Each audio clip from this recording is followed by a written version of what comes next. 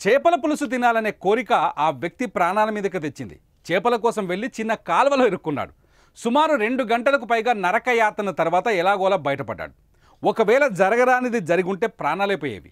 ఖమ్మం జిల్లా మధిర మండలం Mallaram cross road దగ్గర ఆనందంగా చేపల పులుసు తినాలనే కోరికతో సిరిపురం గ్రామానికి చెందిన రాజు అనే వ్యక్తి చేపల వేటకు వెళ్ళాడు. ఊరి చివర మల్లారం వెళ్లే రోడ్డులో చిన్న కాలువలోకి దిగారు. త్వరగా చేపలు దొరికితే ఇంటికి వెళ్ళిపోయి కూర వండుకొని తినాలనే ఆరాటంతో కాలువ లోపల నుంచి అక్కడే ఉన్న మోరీలోకి పాక్కుంటూ చొచ్చుకెళ్ళాడు. ఇంకేముంది, చేపల సంగతి దేవుడెరుగు.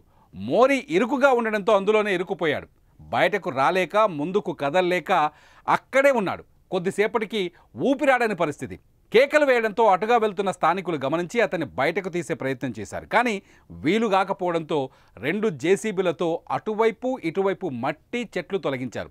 ఈలోపు పెద్ద ఎత్తున గ్రామస్తులు తరలివచ్చి ఎలాగైనా బయటకు తీసుకురావాలని రకరకాల ఉపాయాలు రచించి తీవ్రంగా శ్రమించి రాజుని బయటకు తీసుకొచ్చారు. అతన్ని ప్రాణాలతో బయటపడిన ఆనందంలో ఎగిరి గంతేశారు. హమ్మయ్య అంటూ రాజు కుటుంబ సభ్యులు ఊపిరి పీల్చుకున్నారు. కొందరు పెద్ద మనుషులు మాత్రం చేపల కోసం అతడు చేసిన పనిని తప్పుబట్టారు. ఏదేమైనా చేపల పులుసు తినాలనే కోరిక 2 గంటల నరకయాతనకు దారితీసింది.